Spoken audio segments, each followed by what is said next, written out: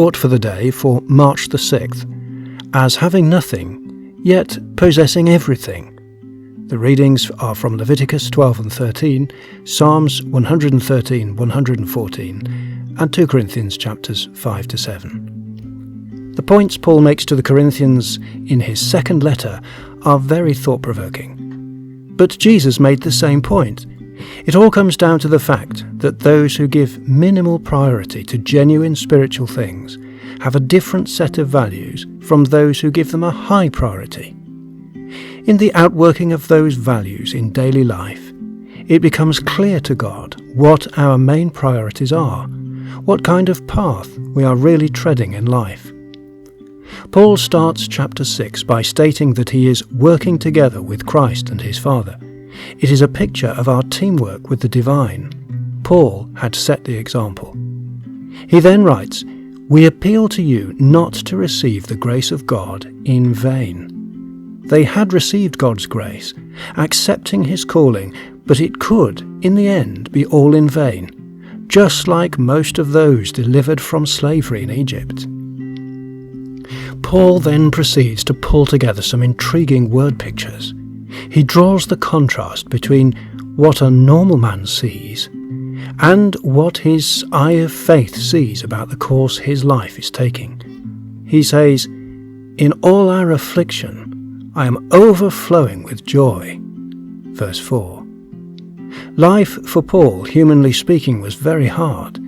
There were many challenging situations, yet such was his spiritual perspective that he was overflowing with joy despite the beatings, imprisonments, riots, labours, sleepless nights, hunger. Verse 5.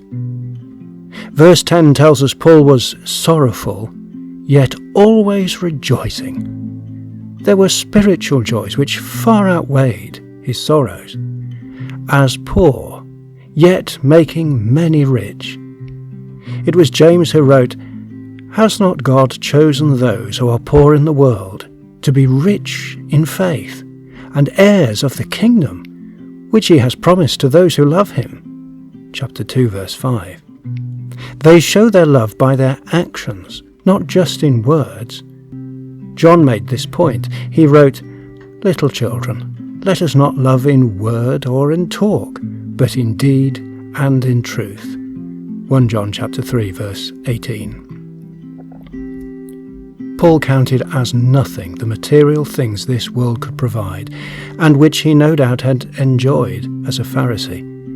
He told Timothy, "If we have food and clothing, with these we will be content." 1 Timothy 6, verse 8. He then sums up his whole attitude by telling the Corinthians, and his readers of every generation, as having nothing, yet possessing everything. Do you possess everything?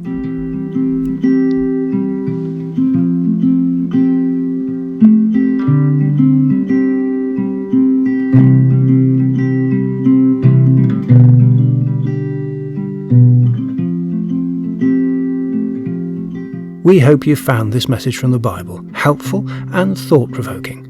We believe the Bible is God's Word, and as it says, a lamp to our path and a light to our feet. Join us again tomorrow when we open its pages for another Thought for the Day.